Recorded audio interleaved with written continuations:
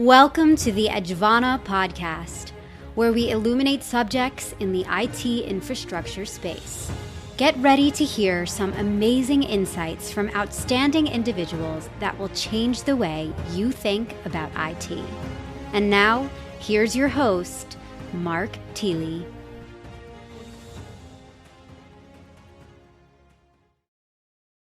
So Dion, welcome to the next episode of the Edgevana Podcast. Really appreciate you joining me on the show. It's great to be here, Mark. Looking forward to it. Oh, same here, same here. It's been way too long since we've had a chance to have a good chat. And, for those of you odd individuals, and I don't mean that in a negative sense, nothing wrong with being odd. I just have to believe there's only a few people that'll listen to this that haven't heard of Dion or read some of his work. Or debated good and bad with him on Twitter. And if you are one of those people, then I would highly argue that you should follow Dion and keep an eye on the work he does, because I found his contributions on almost all topics IT to be of amazing quality every single time I've dived into one. And in fact, I'm going to dive into one of his latest works when we get into the meat of this podcast. So Dion, tell the audience a little bit about who you are and what you do on a daily basis. Yeah, well, thanks, Mark. I was very kind and right back at you for virtually all of that. So I'm VP and Principal Analyst at Constellation Research most of the time. I also write a column for ZDNet, which is how a lot of people know me, mapping out the edge of emerging technology in the enterprise. What's happening, what matters, because that's the hard part, is all these new things that we don't understand and often work very differently. So I spend a lot of time focusing there.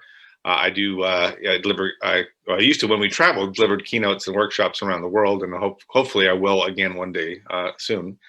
I've written a couple of books. I have a new one coming out also, hopefully probably very beginning of 2022. And so I spent probably too much time on Twitter. It's funny, but I was actually commenting on that just before you joined, that I'm surprised at how busy your calendar is, and yet you managed to keep up with Twitter. It's amazing. I have, as I've gotten into startup life, my ability to maintain contact on Twitter has diminished considerably. And so I admire folks that can stay involved and keep up with the daily topics. So hats off. So Dion, as I mentioned at the opening of the show, I really liked your CIO survey, and felt that not just that I liked how you put it together and the points of the content, but that I liked it, of course, because I agreed with most of it, which is true for most of us, right? When we like things that we agree with. And I wanted to start right away with the leading part of the survey that talked about digital transformation as being the top priority. And maybe we could just go into a couple of thoughts around what are you seeing? So it's easy to find. I mean, you and I could search in 2 minutes, we could find 100 references from leading prognosticators and enterprises about the idea that digital transformation is real, necessary, beneficial when done right, et cetera, et cetera. But what are some of the kind of things that you're seeing, other than affirmation, from some of the enterprises that you work with? Well, the survey data really highlighted a few things about digital transformation that just weren't true before last year. So last year was a tumultuous year in the extreme for IT departments and for businesses in general. And two big things happened. Workers moved, where they did their jobs, what tools they used, everything, right, changed. And then customers moved too. They changed their behaviors and wanted to be served at home, served virtually. And so it made digital transformation went from, it really important, but something you could still wait. You had you could always put it off a year or two if you really had to. At least it felt that way. Right. It wasn't actually true, but it felt that way. The survey showed that CIOs are looking to grapple with digital transformation as their top priority in 2021 in terms of where they're putting their money and time, was what the survey said. Yep. As well as they wanted to see results from that in the first 6 months of this year. That's a really sharp turnaround, because we've been forced to this hole to say, if you want to survive, you have to crawl through this hole and serve people your workers and your customers very differently overnight. And we did that, but we did it very badly for most cases. It was hasty. Right. And although I didn't hear about any major disruptions after the first couple of months from all the CIOs I've been speaking with, everyone kind of believes it's still not optimal, that we're spending all our time in these Zoom calls, these video meetings that don't allow us to get actual work done. Productivity's up, by the way, universally. Everyone said productivity's up, but we have to rethink if this new hybrid work is the future. We need to do a better job than what we have. I think virtually everyone agrees with that. So, and because they need to do it so much more efficiently, like IT support. One of the things that was in the survey is that IT support is greatly challenged by this sudden shift and this highly variable world out there now, right? Instead of having this environment you control, everyone's working in an environment you don't really control, right? Right. IT support's gone off the charts. I had several other reports that confirmed that most workers feel like they're not getting their problems solved and not getting them solved quickly, and IT doesn't have what they need to support that. So there has to be some kind of transformation of IT at the very least, and probably transformation of work. So and the data says we're looking to see results on this in the first 6 months of this year. That shows you that we're right at the crux right now. Yeah, and that's really aggressive. I mean, I agree with you. It's an amazing turnaround and much needed. And in fact, I agree with virtually every point that you made there, especially about how most people looked at it as if it was something they could put off until next quarter. You had a little bit of time. You felt like if you didn't get it, if you can kick the can. Right. Now everyone's looking at it. All I'm seeing is everyone doing it right now. They're just doing it because they have to if they want to survive. That's right. And I think you might have even been involved in some of these conversations, but early on in the pandemic, some of us were calling out the idea that activities like digital transformation would be likely accelerated along with automation and robotics, et cetera, associated with COVID. And I think that's a foregone yes at this point, right? It's not a guesstimate anymore. And we also talked at length about the idea of work from anywhere versus the traditional work from home.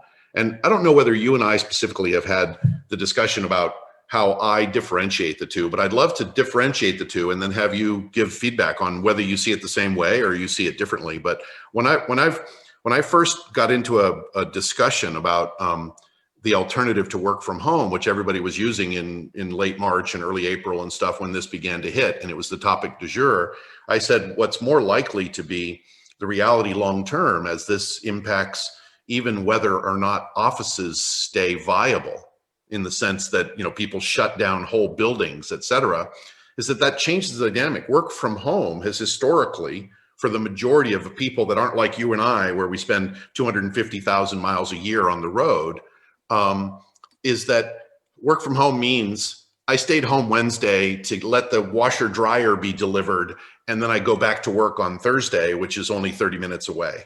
That's traditionally been work from home. And so I identified work from anywhere as this notion of, well, if work from home now means that the office can be anywhere, then technically, no matter where you work, you're working from anywhere, and that there are real distinctions between work from home and work from anywhere. Do you see that, one, as true? And two, if you do, what do you see as some of the areas of opportunity for IT to make that a better experience for their employees? Yeah, well, I think that the bigger picture vision is certainly work from anywhere. And that's what IT really has to figure out how to support, not just work from home. Work from home is a very specific and important, it's one of the prime use cases of work from anywhere. But this is the flexibility that you can really offer your talent, your employees, and say, you actually can, in our employment relationship, work from anywhere that you want, right? Like I actually had that ability at Constellation to do that. Like, so in 2019, I spent 9 months in Indonesia and 3 months in France, right? It doesn't matter where I work, right? Yep. I can work from anywhere, but I don't have specific requirements. I mean, as long as I was able to have a video call with our customers, nobody cared, right? Right. And so you need to have both policies and the technologies and things like cybersecurity. You have to make sure that you're doing that. Like if I'm in some unsecure Wi-Fi connection, which I was in Indonesia, where there's no password, I was intelligent enough to know I probably shouldn't send anything important on this Wi-Fi connection that has a password, right? Because it's probably not encrypted and it's not safe. So work from anywhere requires an additional level of effort to cross off a lot of use cases that are shaky like that, and many others that people have who are non-technical have no idea when they're exposing themselves to threats, or how to manage that situation, or how to isolate their bandwidth. I have this new future work reality show where we actually went on took an RV around and tried to actually live as a family in the RV and have me work, and we ended up having to get a special device to allocate my kids their own bandwidth and me the bandwidth so I could actually work. But people don't know how to do that. Right. So that's another work from anywhere scenario where RV sales are off the charts, by the way. People are doing that, saying if I can't be with people, I might as well be traveling and getting my work done. But that requires a different level of support from IT to say, I have to understand it's not just home.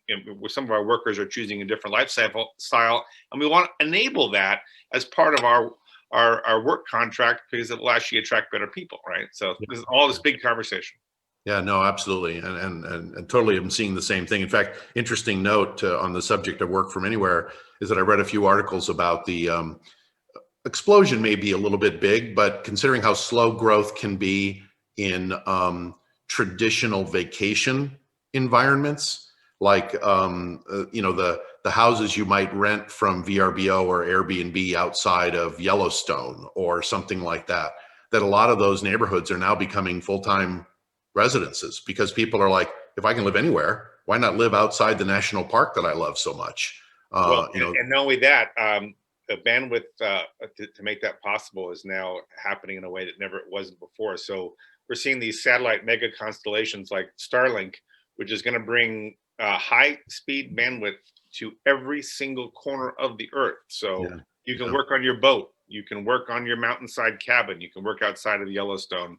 It doesn't matter where you are, you have connectivity, and so a good connectivity, enough to work from. So that's untethering workers, so that work from anywhere is going to be much more likely in the next in the coming years than it ever was in the past.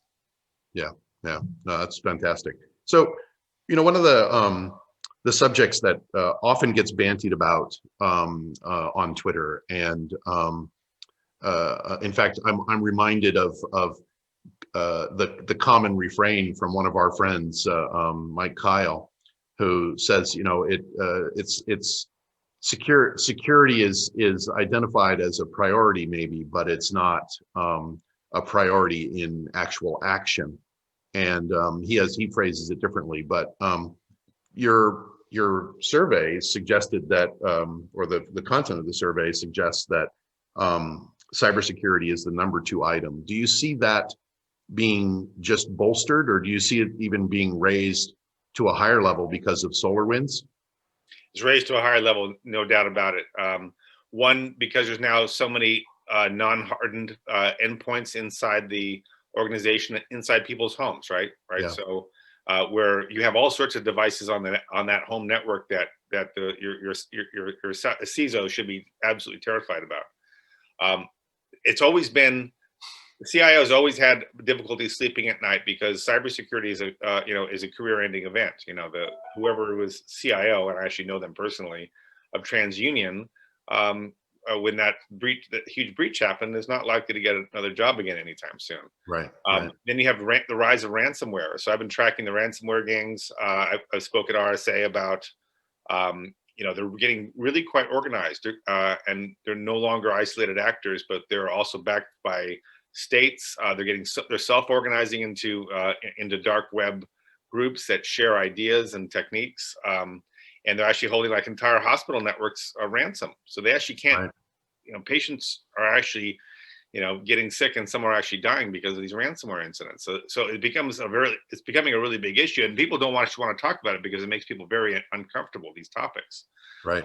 That's become such a big issue. So I wasn't surprised to me to see it. Usually, if you actually ask where a CIO's biggest growth budget is, it's in cybersecurity, right?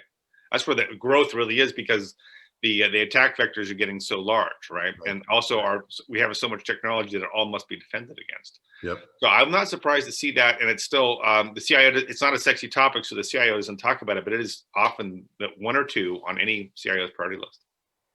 Yeah, no, it makes a lot of sense. Certainly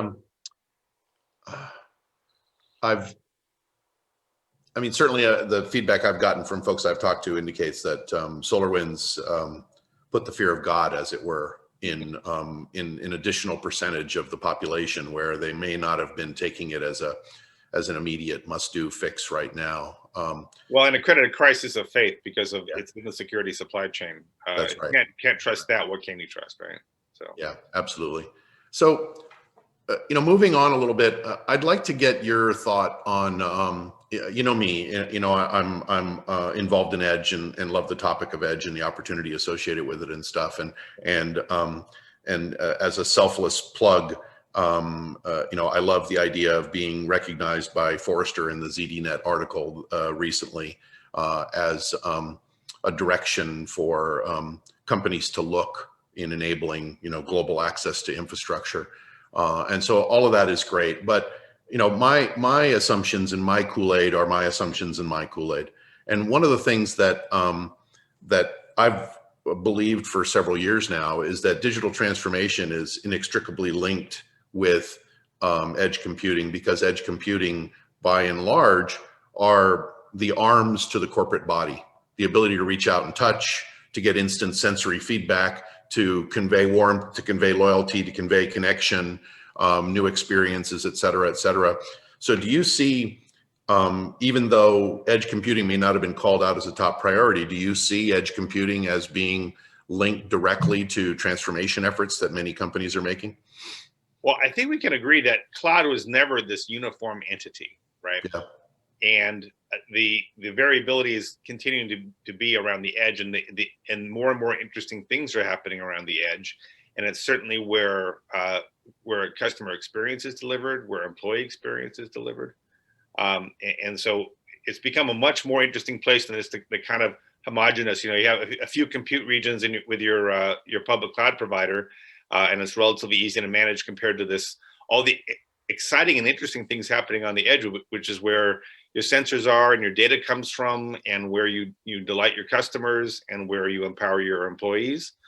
And so I think that the edge will continue to evolve and become richer and more interesting than the center, the main part of the cloud, for the foreseeable future. So I think that we're seeing the rise of the edge for that reason, because it's going to be where most of the interesting things happen, but not all. We're seeing lots of innovation, in primary cloud, and we'll continue to see that. We're seeing more innovation and more need to be able to get arms around it, because it's not the same thing. You can't treat the edge like you can the center. Yeah. Sometimes you can. That's great when you can do that, but you often can't and shouldn't. It has to be treated like it has its own unique characteristics. So I'm really excited because we're seeing that there's so many more now gradations between plain vanilla public cloud and what's interesting at the edge, which is all the variety, the texture, the value all comes in and out of the edge, right? So right. From that standpoint, I think things like Edgevana are needed to manage the complexity of the edge, right? How do I get my arms around that marketplace, around the possibilities that it contains, right? So we need tools to do that. Yeah, no, I appreciate that. I mean, and for obvious reasons, I agree with you on that comment. So one area that gets asked of me a lot, and I don't always have a good answer relative to edge. As you might imagine, I get reached out to pretty regularly about edge topics in general. But the notion of security relative to edge, there are interesting opportunities to actually provide better security around data collection and data management relative to the edge. But there are also an enormous number of new vectors where risk can be introduced. Maybe the risk for many networks won't be able to be expanded as much, as in I can get access to one container in an application, but I can't get access to the whole application based on the way the platform supports. It should be how it is, but it should be. Edge is not often treated security first, right? It's often bolted on afterwards, right? So a lot of edge players are smaller companies. They tend towards smaller organizations solving specific edge use cases, and they don't have the vast resources, so they're not coming in already with a very advanced point of view on security or advanced capabilities, and they've got to graft it on to their product afterwards, and that's led to a lot of issues. Rogue IoT devices, bad printer servers, all these things that are simple, causing enormous headaches when they're connected to the main part of the network, right? So yeah, like somebody's coffee machine being held hostage. yeah, I thought that would hurt me. I would need a backup coffee machine in that regard. let's hope that's as bad as it gets, right? Yeah, that's right. That's right. So Dion, I'm sad to say that we're rapidly coming close to the end of the half an hour, but I'd love to get a final thought from you in the next 5 minutes or so on what you're seeing, something interesting that you've seen recently or something that you're working on right now that might be interesting to the rest of the audience. Well, I'm seeing broadly that we've entered this. The 2020 has ushered in finally a lot of the pressure we needed to kind of go over the precipice on some major changes in information technology in general, right? So we've learned that we've got to be much more broadly empowered and support a lot more variety inside of our organizations. And that IT can't do it all. It's that our digital support units and even our vendors are limited in their scope and size, yet everything in our organization has to change and digitize. So how do we close that gap? And so things like low code, has become a really hot topic. I'm actually talking to CIOs for the very first time. I was giving a keynote at the Google CIO, one of their CIO summits. And the CIOs actually wanted to talk about low code for the first time. They're like, nice. We actually want to put the security guardrails on there. We want the business we want to help them solve a lot of their problems because they can't wait for us. And if we are perceived as making them wait, right? They have a lot of smaller size problems that we just can't solve in any reasonable time frame. What if I just gave them everything they need to make sure that they're guarding our data and they're secure and they know their business really well and they have tech savvy people. So we're seeing this much more decentralization of tech enablement, right? Which is another edge construct, right? So we could do a lot more in the center if we wanted to, and not do it in the edge to make it more manageable, more cost effective, more scalable. But in reality, a lot of problems have to be solved locally, are better solved locally. And one size doesn't fit all. Yeah, we are seeing like even competition. I'm just talking to another CIO group yesterday. And they're really now tolerant in a way they weren't 2 years ago before the pandemic. They're really tolerant now of we're going to allow business units to make exceptions and use their own types of applications if it better solves that business problem. Right. Before that was like absolutely anathema. That was like, to make this manageable and make there be one single source of the truth, we're just going to make everyone do the same thing. Right. Vanished in the face of what's happened in 2020. And so I see now this big change in viewpoint saying that we're going to embrace the complexity, right? And that's really the challenge with things like Edge, Mark, is it's creating so much more variety and texture, as I was alluding to, but it creates more security holes, more management oversights, more governance, more support requirements. But all of that can now be automated. So this is one of the big things that came out of the survey saying, we need all this technology to serve our business and to serve our customers. We need it. It's not like we don't need it. We want more of it, in fact. So I'm going to automate my way out of a lot of this.